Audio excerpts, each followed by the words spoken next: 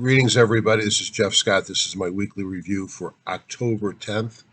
I am on the road. I'm not using my regular computer, and I had to dummy down the resolution to 2560 by 1680 or something like that. So if it's not as clear as I apologize. In addition, I don't have my mic. And one last thing, today's going to be more of a blitz through the markets rather than taking a lot of time of explanation because, as I said, I'm on the road and I got some things I need to do.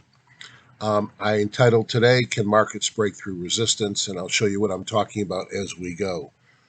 It was a bull market for the Scott family. This is Molly Sophia. She was born this past week. Got my first grandkid, so now I'm truly an old fart. And it's time to retire from my day job so I can spend time with Molly. My wife liked that one. I don't know if you heard her giggle. That's unusual. She's mad at me when I do these. This session is for educational purposes only. Any recommendations are in the spirit of education and not investment advice. I am a doctor, not a broker. I'm independent. I pay for the tools that I use, and trading involves risk, and you alone are solely responsible for any investment decisions you make. I always put this slide up because to me it's important to call out those folks you learn from. I call my style of trading Be Your Own Guru. When I used to teach people, that's what it was called, Be Your Own Guru. And by that, find smart people, learn from them, and then adapt. Adapt what they have to what fits you and come up with your own style. I own a lot of programs. You've seen this before. I just want to call out the Wealth Charts bullet point. I mention every week that you only want to buy this at a Wealth 365 event. A Wealth 365 event is when Rob Hoffman, the owner of Wealth Charts, puts on a week-long education program, and he usually offers it for less than $1,000 a year. And individually, if you buy it by the month, it's about $250 a month. So you want to buy it at this meeting, and the meeting starts Monday. Here's the website for HGSI. I'm not affiliated except intellectually and emotionally. It's my favorite program. Free 30-day trial without a credit card and under investing strategies. You'll find hundreds of movies from myself, Ron Brown, and others on how to use it. Stock patterns are cyclical. Tell me on Monday and Tuesday you didn't think we were going down into stage 4 of fear and that this market run was over. I certainly felt that way, and I was positioned for it with a lot of hedges. And then what happened on Wednesday, I'm closing out my hedges because we reversed. Now, the issue is, are we done and are we going to new highs, or was this a little bit of a bull trap at the end of the week and we're going back down? I think it's debatable, and we'll talk about that as we go. So that means you should be in cash, smaller positions. It's good to sell premium and not be all in on this market because, hey, you don't know which way the market's going to go. If you look at the sectors on Friday's close, you can see where the strength was. What did I talk about last week? What did I talk about the week before? I talked about financials and energy. What's green? Financials, energy, everything was up, and most of the things were up in financials. The rest is mostly red. So financials and energy are dominating this market. Now let's take a look at the major markets. I haven't even looked at this resolution, so don't tell me you didn't bring them all up. Oh, don't tell me they're not all there. They're not all there. All right, let me pause this for 1 second. Okay, I'm back, and I've got my display up here with Thinkorswim. So I guess the advantage of this resolution should be easier to see. So let's open up the E-minis. I like looking at the futures because it avoids the gaps here. And I want to go to maximize sell. So you can see the E-minis, nice run up over the past year. The 50 has been support multiple times. Yes, it does knife through it and comes back right away until this time. So the last time we had this complex of a pullback was back here in October. So the good news about the E-minis, we did get a buy signal on Thursday of John Person. We ran right up to the yellow, which is the 50-day moving average, and we failed. Now that's called an ice hole failure. And if we don't quickly get back above that, I still would be concerned that we might pull back and take out these prior lows. So definitely not out of the clear.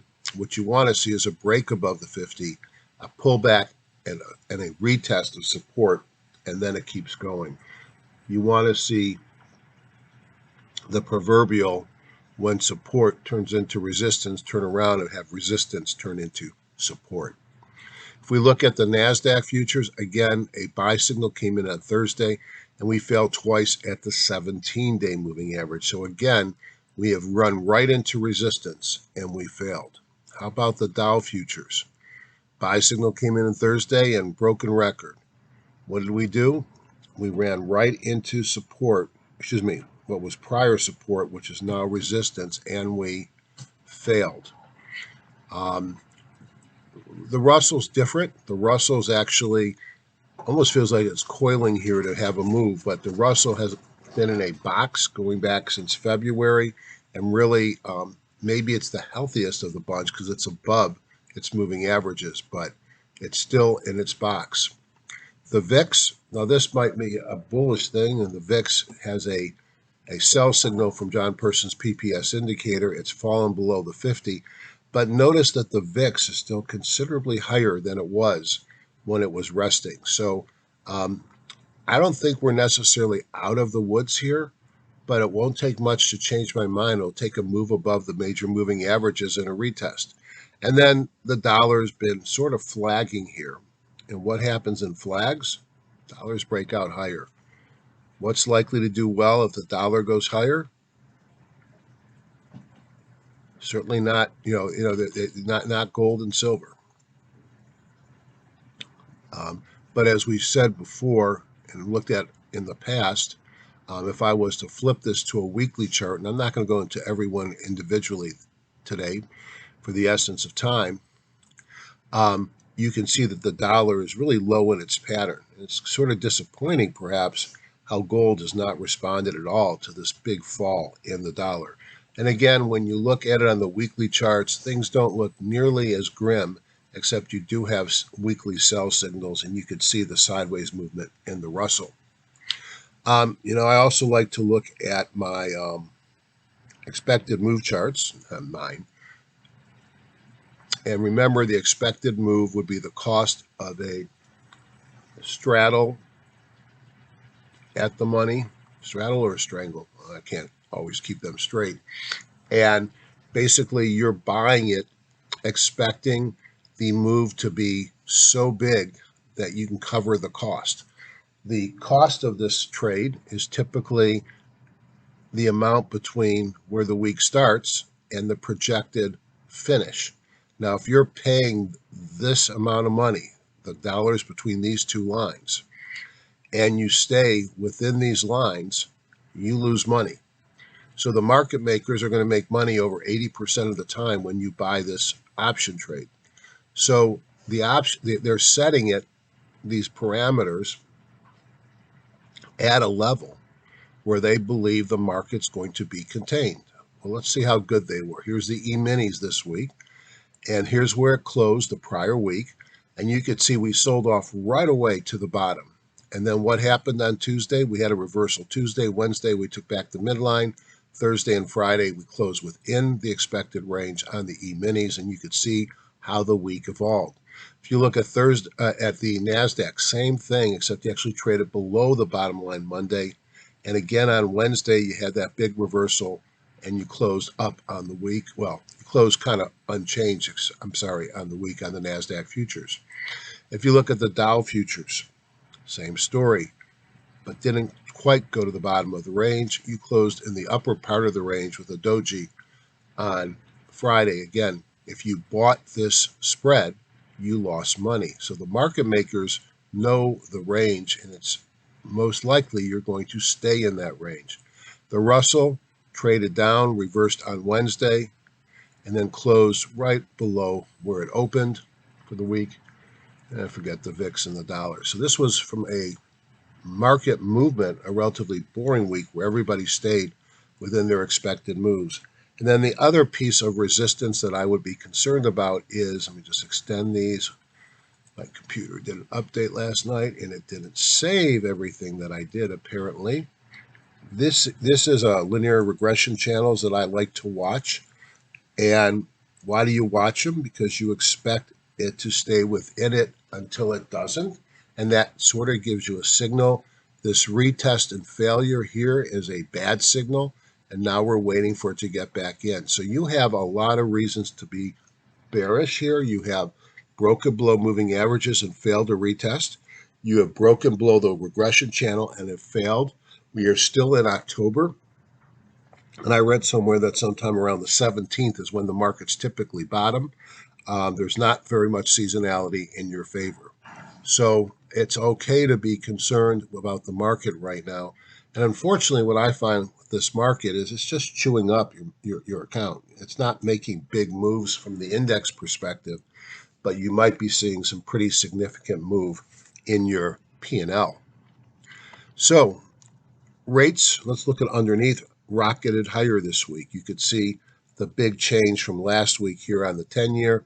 Both the 10-year and the 30-year have gone up. Rising rates are good for banks, especially regionals and also insurers.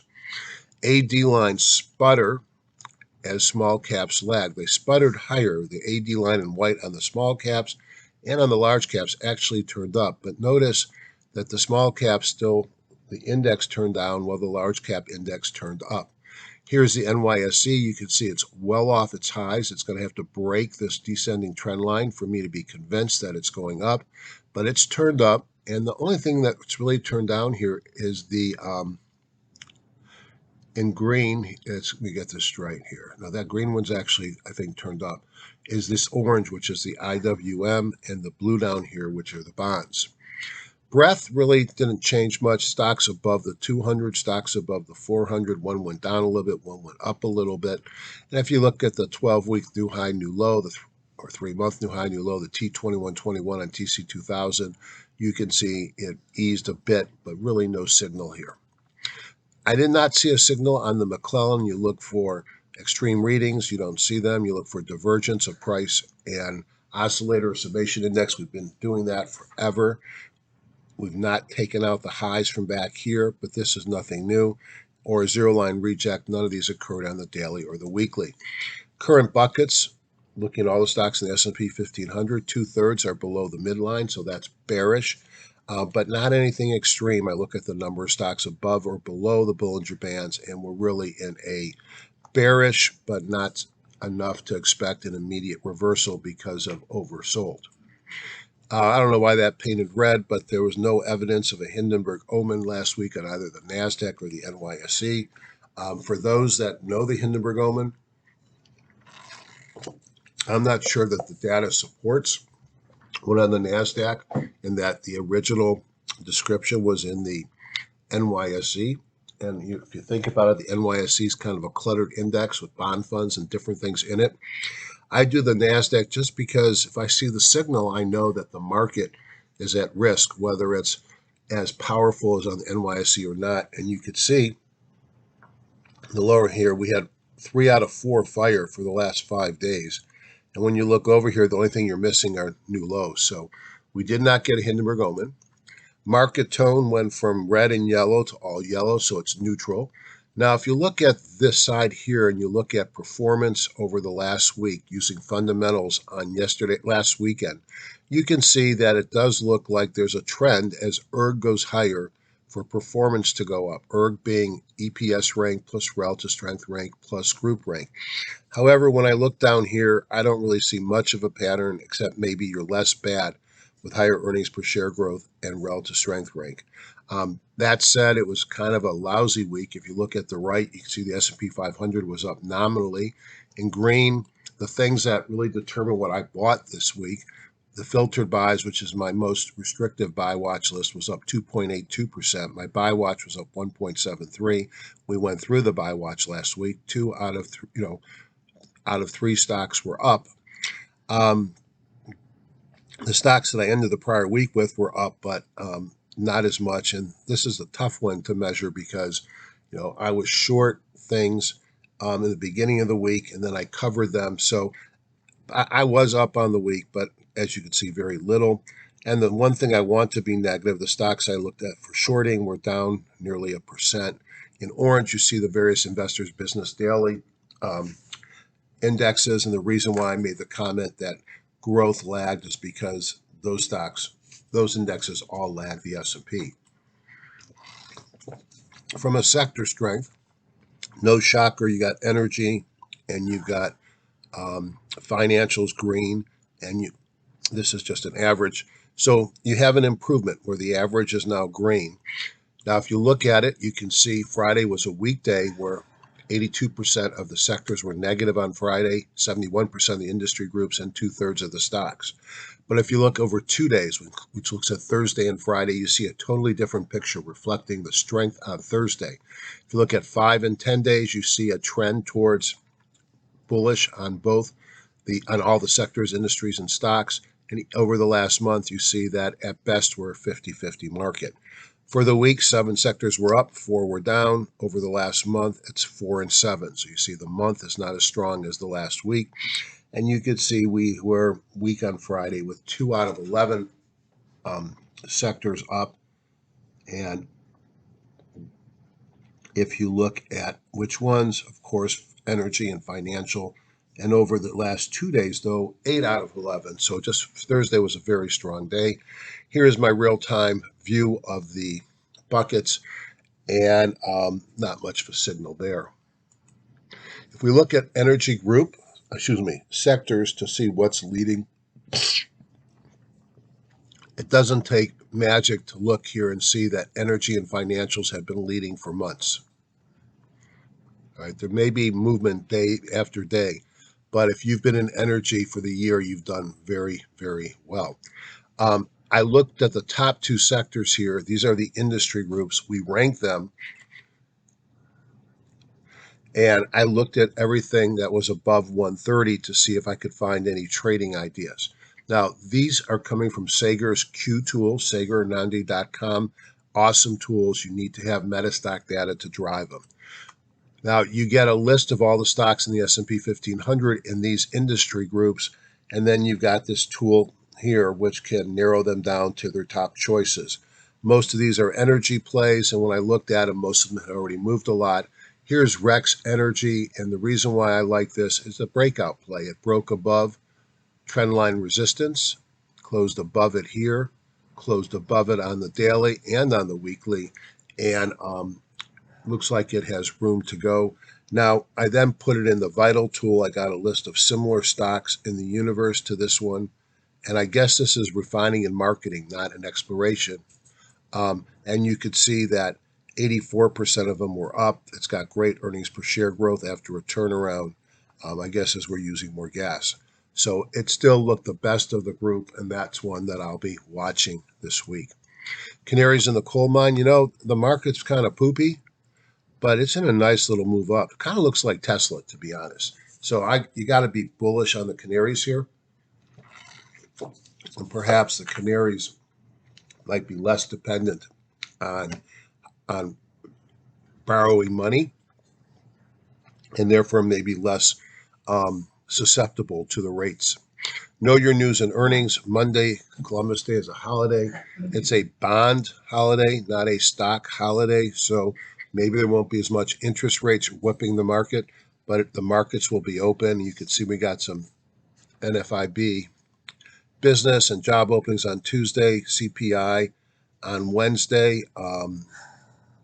That could be moving. Then we get the FOMC minutes. How soon are they going to taper? Again, potentially moving. And more jobless claims on Thursday, and then some retail sales and others on Friday. So a medium news week.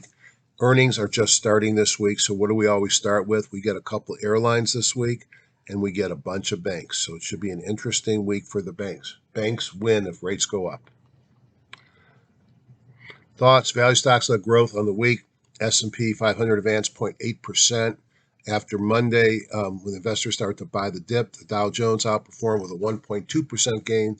NASDAQ was up 0.1%, and the Russell was down 0.4%. There was an impressive reversal midweek, as I showed you. Inflation pressures from supply-restricted constraints, rising oil prices, and rising interest rates reflected inflation concerns and expectations. WTI crude actually broke above 80 for the first time since 2014, and the 10-year yield climbed 15 basis points. I loaded up on finance and energy over the last 2 weeks. It's held up while small cap growth has to deal with the impact of the rates. I added some TQQQ hedges back, which I took off midweek, and I'm still sitting on some cash. The October low hits in the next 2 weeks or so, and the major indices may struggle here till then. That said, I'm still hoping for and expect a rally into year end. I am beating the indexes, but like you, I'm seeing some of my profits chopped away on a weekly basis. Not every week, and this past week was okay. Wasn't okay after Monday, though. You can see performance year to date. And as I've said, it's not as good as it was a month or two ago, but it's still a pretty impressive year, especially after last year's big move. All right, so that's the first part. So now I'd like to start with by going into TradeStation and looking at my 5 or 6 things that give me signals. E-minis. So we are in a buy signal. That is really important. Now you'll notice that the person buy signal may differ in the different platforms, and that's because the calculations may be dependent upon the math in the program, and usually they're a day or two different. But a Laguerre RSI and a PPS buy signal is positive. A green bar on the E-mini, that's positive. You're within the envelope, so you have no pressure there. Your weekly bond goes red, which is calling out the fact that we have had an intermediate term weakness. We're nowhere close on the high jump. You see the weeklies in a sell in red, and the monthly we're still in a buy. So hopefully we can reverse this weekly sell signal and go to higher highs.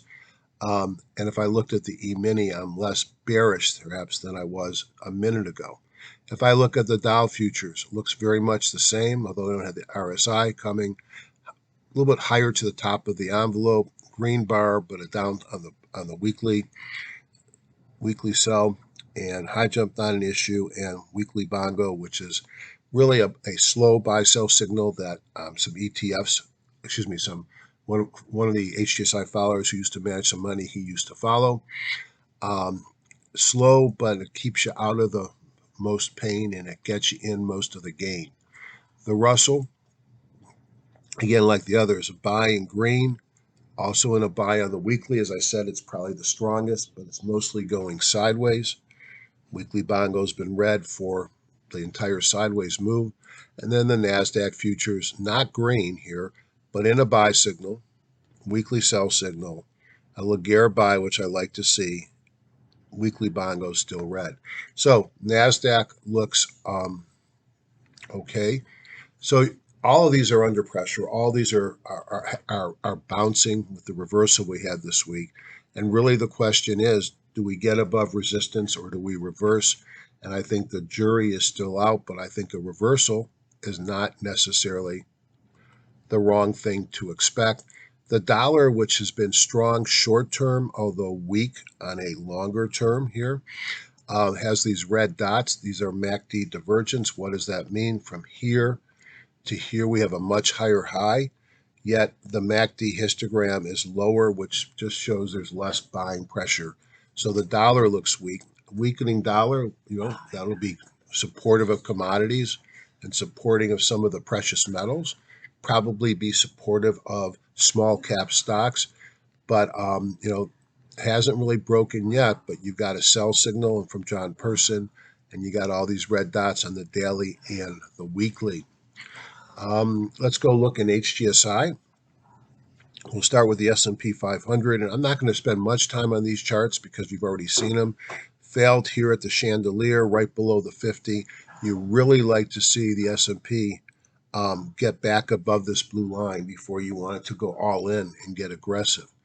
If you look at the Dow Jones Industrial Average, same picture at all. Failed at the 50. These are now cash markets. If you look at the Russell 2000, again, sideways move, probably the strongest of the bunch in that it's above its major moving averages.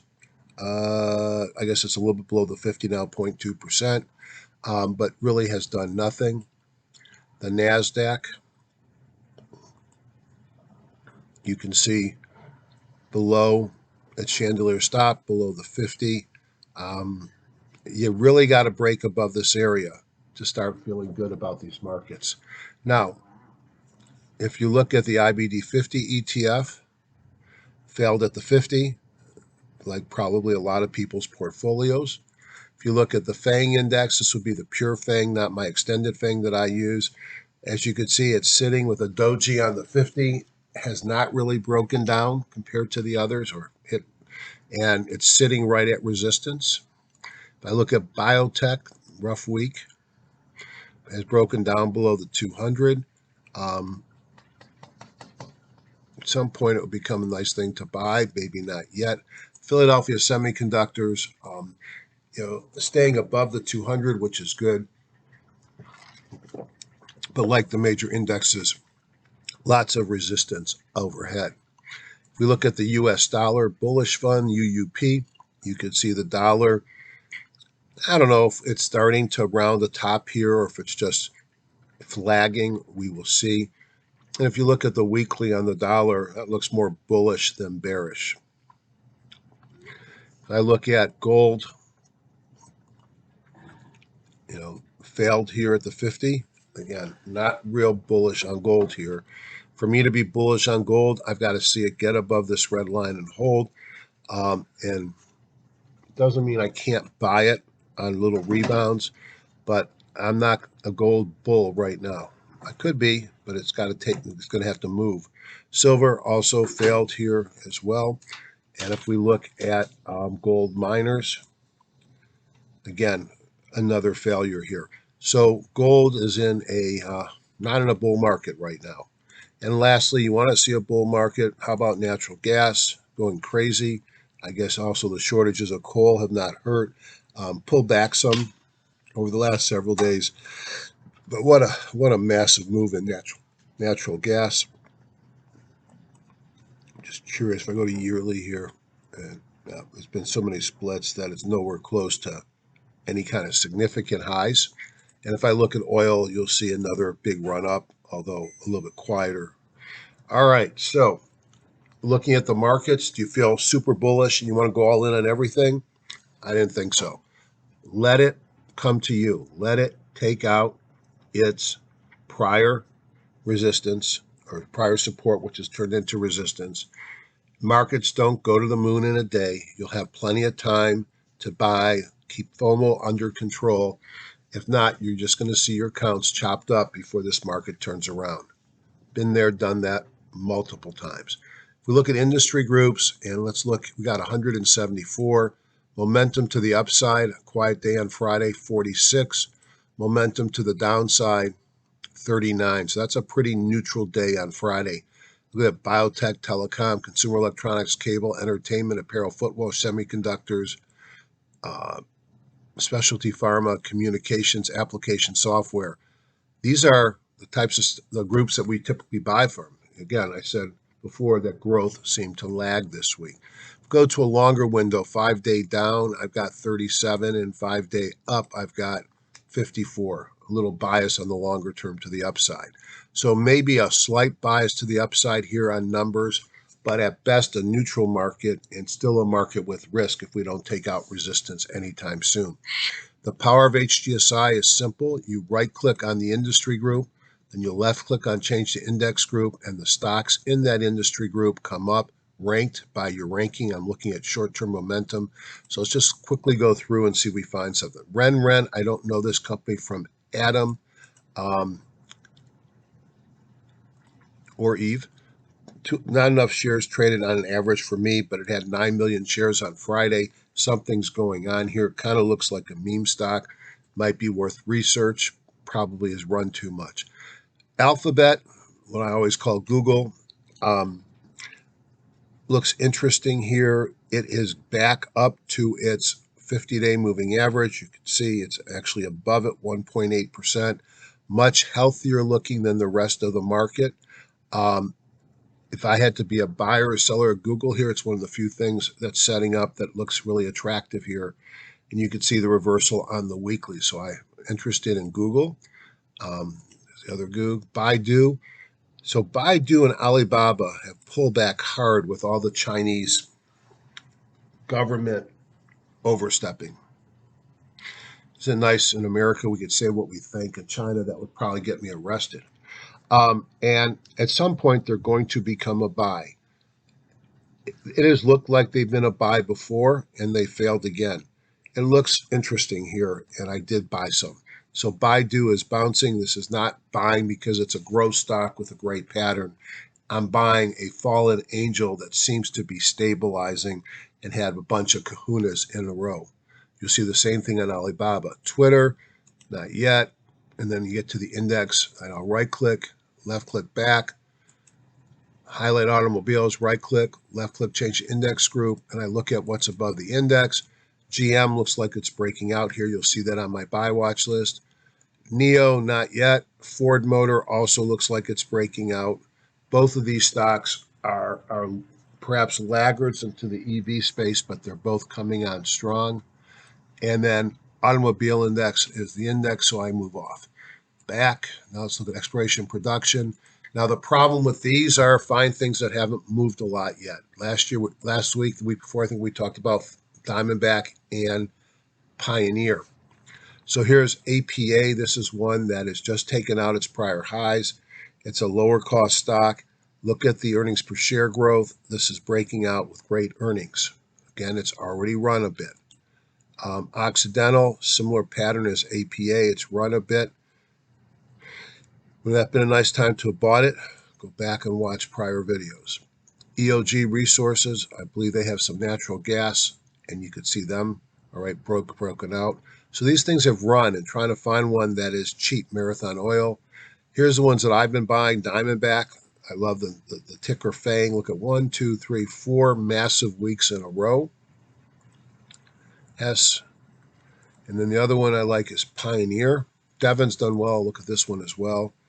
But do you buy them up here? Well, if oil stays here, look at the earnings per share growth. You probably do, but the risk is higher. There's Pioneer. Boom. Just like FANG. This is what saved my bacon this week.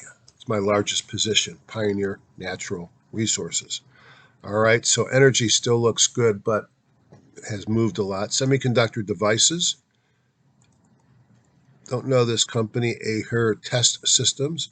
A breakout, pullback. Again, you want to buy it here on the pullback.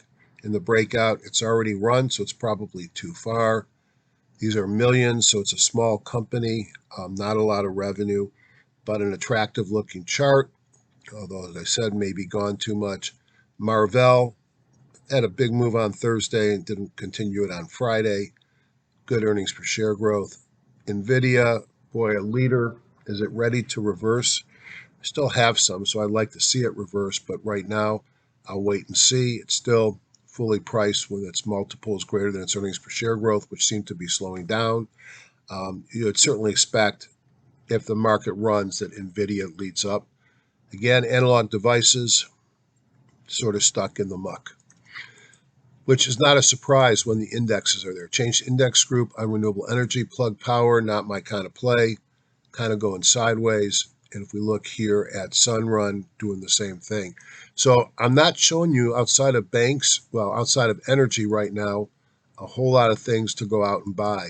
Precious metals, not this one. Maybe this is one of the best of the bunch, but it's still got to get above the 50. Yes, it had a couple of kahunas. And yes, Sibanya Gold looks okay, but I don't like to buy right below the 50, especially when the markets are stalling. But how about tech? Different story. This one's breaking out again. This is a commodity play much more than precious metals. It has coal or a bunch of things. And this is one that you'd expect to continue to do well, especially if the dollar weakens. And I've got a pretty significant position in this guy. You notice I don't go below the index. Why do I want to buy things that are underperforming? If we look at integrated oils, kind of like the producers have done well. If you think about the integrated oils, they got production, refining, marketing, MLP, and all these things look okay. Or the the pipeline. So you look at Exxon, pays a 5.6 dividend. Someday you don't want to be in these because electric vehicles will take over, but I wonder if I'll even be alive back when that happens. Exxon, you've all had runs. Chevron 4.9, BP 4.3. They're off prior highs. All right, this is a stock that used to be in the 50 range. It's still half off despite the move, and you can see in blue the industry group. Again, having some energy positions, probably not a bad thing. Biofuels, when oil's up, fake oil goes up. Gevo, I wouldn't be holding this here. I'd be looking for a breakout before I want to get into it. The 50 is below the 200. Yes, it's bounced off the 50, and maybe that's going to go somewhere. But how much is it going to go? Well, you got to get through a chandelier stop, a 200-day, and a PSAR. It might. Notice the weekly bongo has been red forever. This had a big run earlier in the year. It's just not doing much now. Of course, I'll say that, and it'll run this week. Refiners, another part of the energy complex. Marathon Petroleum broke out this week. Phillips 66, still down in its pattern. Valero, 5% dividend. Clean Energy Fuels. They didn't come out, and I didn't love them. Rex, I believe, is in this group. And let's just curious, what did Rex look like? I don't know if it's 1X or 2Xs. Yep. This looked good, and, this is what Q identified as one that was breaking out and had strength. But, it's still below the 200. I'd be less enthused. But I look at this earnings per share growth. I might watch it. I'd rather buy it breaking above the 200 than buying it down here. And then number 10, midstream. Look at 11 is oil and gas. Midstream, the nice thing about these is they pay a very nice dividend. So here's Williams, pays 5.8, Kinder Morgan 6.1, Enbridge 6.1. Definitely an uptrend. They've run a lot, but they do pay a nice dividend. So you notice anything about these industry groups? Let's see. 1, 2, 3, 4, 5, 6. And then we'll look at oil, gas, services. 7 of the top 11 are energy. Schlumberger looks very interesting down here. Above its moving averages, pays a small dividend, great earnings per share growth. I already own Halliburton. I might be buying some Schlumberger this week. Similar story. So 7 out of the top 11 are energy names. What's 12? And steel actually is related because someone's got to make the piping. So that's where I see the market. It's hard to get excited about going all in here, but a move above resistance and a retest and getting later in the month, it might be a good time to start sharpening your pencil. Lastly, let's look at my buy watch for the week. I'm not planning on going crazy this week until we get above support. Get above resistance. But I always like to identify stocks that I might play, or at least I'm going to look at. So not as many as some weeks. And again, for those who are sitting there going, how the heck is this guy going to watch this many stocks? Obviously, he's not spending any time with his granddaughter. Well, it's simple. I have my employees. One of my employees is called TradeStation. So I build a watch list that has a lot of these stocks in it, and I look for signals, all right? Signals that tell me what's going on. When I see a confluence of signals, I start looking at a stock I want to buy. If I want to look at stocks that are breaking out, right away my eyes come right here, all right? Here is a stock that had a breakout. So this tells me it touched a moving average or trend line and bounced, broke out, went from a sell to a buy, was in a pullback, had a mobile breakout. All right, MFC looks interesting. So I could go back into here and let's look at MFC. I think it might be an energy stock. Oh, it's an insurer. So during the week, doesn't look like much here, does it? But look at this. It had a mobile breakout coming out of a squeeze, multiple pocket pivots, going sideways with improvement in the PMC, so it's got some bullish convergence, and it's in one of the groups, insurers, that would be expected to do well if rates go higher. So I'm constantly looking at these signals during the day to expand my buy watch, and I have another sheet that just had my buy stocks on it. Now, I don't have TradeStation, you might be saying, but I use thinkorswim because it's free. Well, so is TradeStation. And if I go into Market Watch, and I haven't done this yet for the week, shame on me, I could come over here. This was last week's buy watch list, and you can see more green than red on the buy watch list. But if I import, select file, and now I look for here, I look for buy watch. Here it is. Hit OK. These were the stocks. So now I've got a number of indicators that I like to use that I'll look for. And green is good, red is bad. And I've got a number of things here that we could talk about at another time. But I can monitor these intraday in thinkorswim as well. So back to the list. We've got we got a lot of oil gas services midstream. We've got some exploration and production somewhere, I think, unless I chickened out because they move so much. And I guess I'll take 5 minutes and go through each of them very quickly. Mosaic, I already own some. To me, it's one of the best stocks in the market right now, not just because I own it. Running up, it's 8-day exponential. You could see it broke out on the weekly. I call this a breakout EPS all-star, sort of a cup handle breakout. Not a typical canceling stock, perhaps. Great earnings per share growth. Multiple. I still like it. Momentum Global, I liked it only because of the pattern Bible gap up on Friday in a relatively weak market. That's a pretty strong move on Thursday and Friday. Notice you could have gotten in. Here is Wednesday in a squeeze, person buy, pocket pivot, and kahuna, and it broke out on Friday. Not a ton of volume, 640,000 shares. On Friday, it traded 2 million. Dana, dividend 1.2%, great earnings per share growth compared to multiple. Again, notice it's above its moving average complex. Ford Motor Company, we looked at already. GM, we looked at already. Tesla kind of looks like that. Canaries, nice, tight uptrend. Tesla looks good here. Don't ever understand the valuation, but mine is not to question why. LKQ, like Dana's in the auto parts world, sideways move right under resistance with a chandelier stop above its moving averages, a break above that chandelier stop. I'd probably be interested in this stock. Chemocentrics broke out on some positive news. I think they had an approval on Friday. That's usually an attractive thing.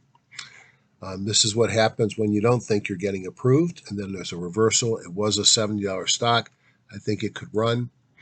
Lending Club, Upstart Lending Club are two stocks I've been playing with.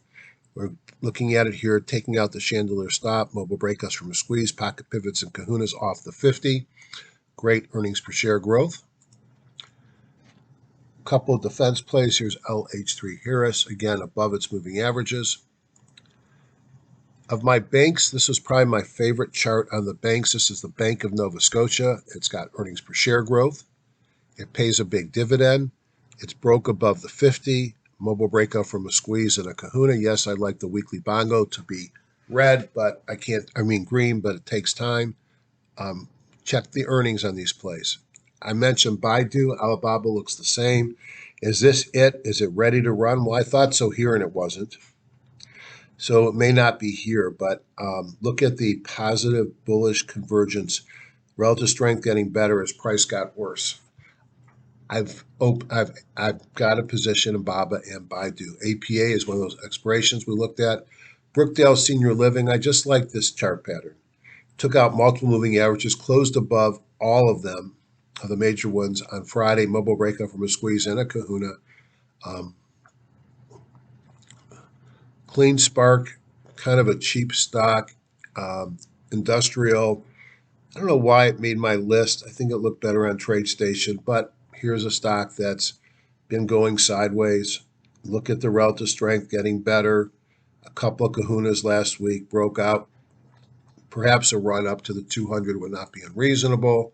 Skip this one. Alphabet we looked at. Baidu we looked at. Athene Holdings, another insurance play, broke out on the week. You can see it broke out here on Thursday. Another insurance play we looked at already. Another insurance play broke out on Friday. This is healthcare insurance. I always get nervous at this time of year because you don't know what Congress is going to do for healthcare. But this has been a big driver in the past. Anthem was my favorite of the week.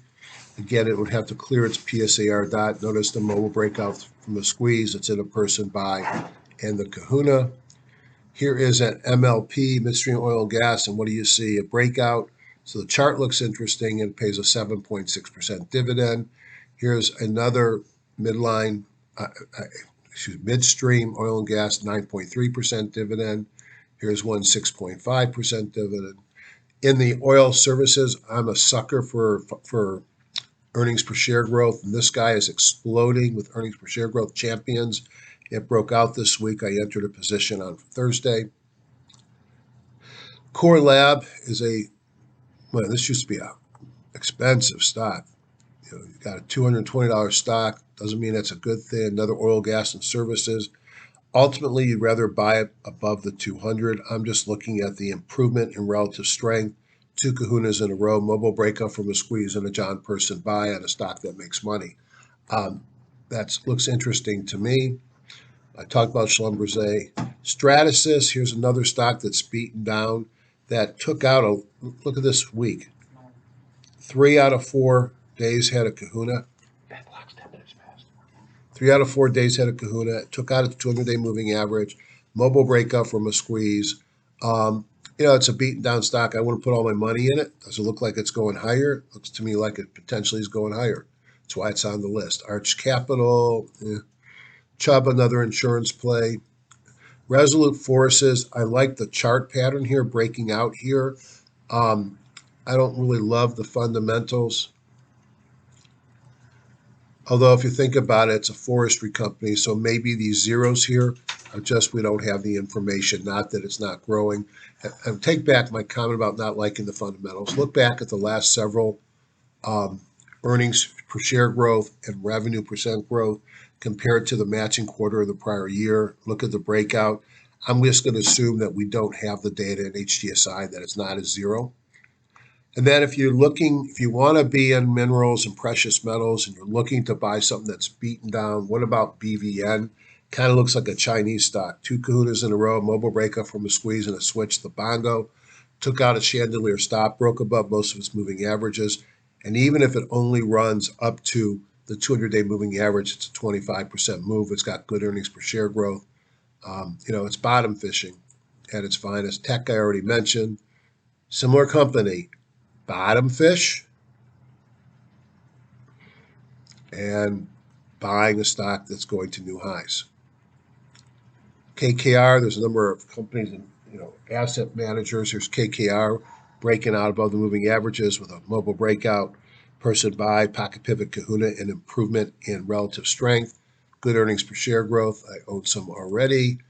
Open Door, another beaten down stock sticking its head above the 200. I got too many of these on my list this week. Polaris, this is a outdoor stuff company. Lots of stuff. My favorite kind of things. Breaking out above the 200-day moving average, boats and other things. Mobile breakout from a squeeze, pocket pivots, kahunas.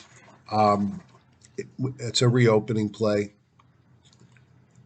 Digital Bridge, don't know anything about it except it took out its chandelier stop and its moving average is 2 kahunas in a row and a mobile breakout from a squeeze. Global Blood Therapeutics is another. It's a biotech. It has done a lot to make a difference in patients with sickle cell disease. It got hammered because it didn't meet its sales expectations. It's had some recent good news, Notice how relative strength has gotten better, even though stock has continued to fall. And those that watch me know when I see multiple kahunas in a row, a pocket pivot, a new person buy, a mobile breakout from a squeeze, I start to pay attention. Not necessarily a leader. Voyager broke out. I need to do research on that. And then here's one of the few steel companies that are still in a bullish formation, breaking out 10-hour steel. And that's it. So, are there a lot of stocks there that you got to go out and buy tomorrow? This is to you, Kathy. No. Are there some stocks that are interesting setups here that if the market goes higher, you might want to start looking at? Absolutely. Let the market dictate what you do. On that note, that was a sort of rapid fire for me. I appreciate you being here. Leave any remarks or comments, and y'all have a great week. Thank you.